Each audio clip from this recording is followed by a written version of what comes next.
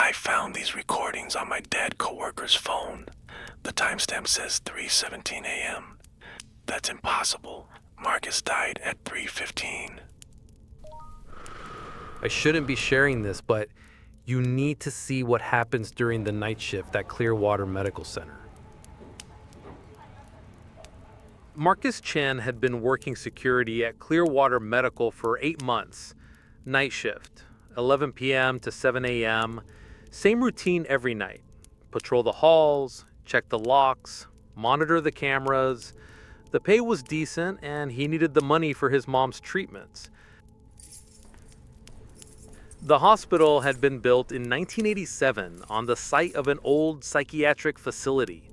Everyone knew the stories, but Marcus wasn't the type to believe in ghosts.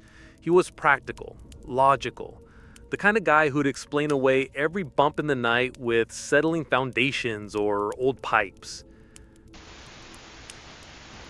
Security log, March 15th, 11:47 p.m. Starting rounds on the 3rd floor. Everything looks normal, patients are sleeping. Night nurses are at their stations.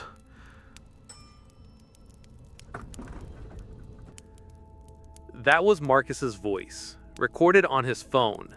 He'd started keeping audio logs after the incident 2 weeks prior, when he'd found all the elevator buttons pressed on every floor, but the security cameras showed no one using them. 3rd floor clear. Moving to pediatrics. The kids' ward always feels different at night. Quieter. But tonight something feels off. Marcus had a routine. Check each floor systematically. Start with the ICU, move through general wards, and with the basement storage areas. But that night, something made him break protocol. 12:23 a.m. I'm in the pediatric ward. Room 314 is supposed to be empty. Patient discharged yesterday. But I can hear singing.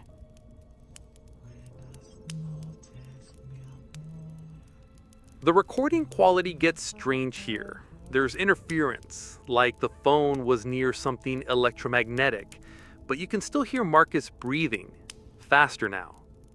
A child singing. The door is closed, but there's light coming from underneath. Soft blue light. That's not the room lighting. Marcus opened the door. The recording captures the sound clearly. That slow, deliberate turn of the handle. Then silence. Complete silence for 17 seconds. The room is empty, but the bed is still warm.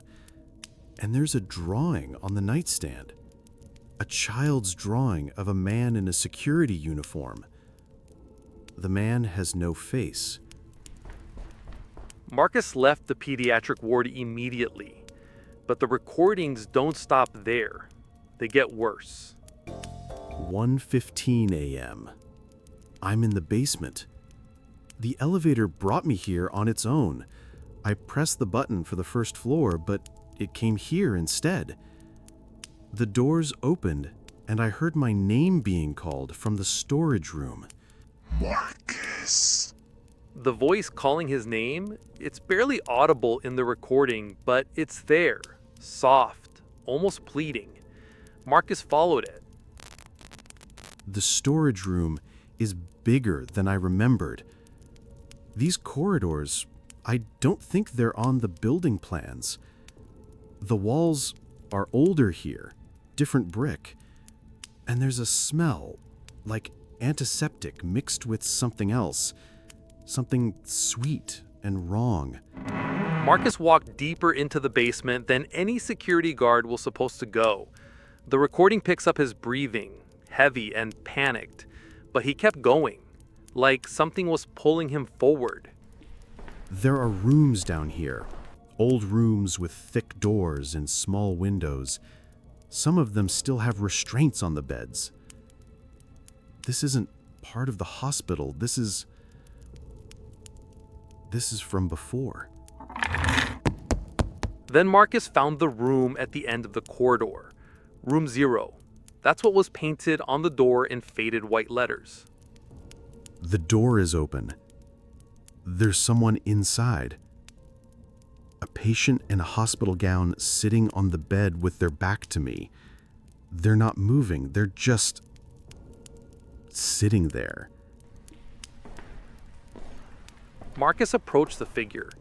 The recording captures every step, every breath, and then... It's me. The patient? It's me. Same face, same uniform. But the eyes are black, completely black. And it's smiling. I'm running, but the stairs keep going up. There should only be 5 floors, but I've climbed past 10. The exit signs are pointing down, but down leads back to that room. Back to me. Marcus barricaded himself in the security office. But the cameras showed something impossible. I'm watching myself on the monitors. I'm in every corridor on every floor, standing perfectly still, facing the cameras. All of them are smiling. All of them have those black eyes. The recording timestamp shows 3:15 a.m. That's when Marcus's heart stopped, according to the paramedics. Sudden cardiac arrest, they said. No prior health issues. No explanation. They're coming to the office now. All of them. All of me.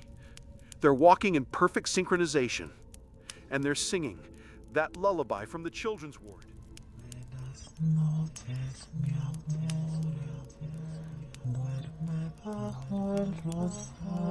The recording should end here. Marcus died at 3:15 a.m., but it doesn't end. Security log, March 16th, 3:17 a.m. Starting rounds on the 3rd floor. Everything looks normal. I found Marcus's phone in his locker 3 days after the funeral. The recordings were the only files on it. No photos, no messages, no apps. Just these audio logs going back 8 months. But here's what I can't explain. I checked the hospital records. Marcus Chen never worked at Clearwater Medical Center. There's no employment record, no security badge issued, no payroll information. According to the hospital, he never existed. I tried to delete the recordings, but they keep coming back. Every night at 11:47 p.m., a new file appears. Same voice, same routine, same terror. And each night, the timestamp gets closer to the present. Last night's recording was different. Instead of Marcus's voice, it was mine. I heard myself saying, "Security log, March 28th, 11:47 p.m. Starting rounds on the 3rd floor. Everything looks normal." I don't work at Clearwater Medical Center. I've never even been inside the building. But somehow, I know exactly where the security office is. I know the patrol route. I know about room 0 in the basement. And tonight, I have this overwhelming urge to drive to the hospital, to start my shift. If you're listening to this, and you start having dreams about hospital corridors, about night shifts you never worked, try to forget. Some jobs follow you home. Some jobs never let you leave.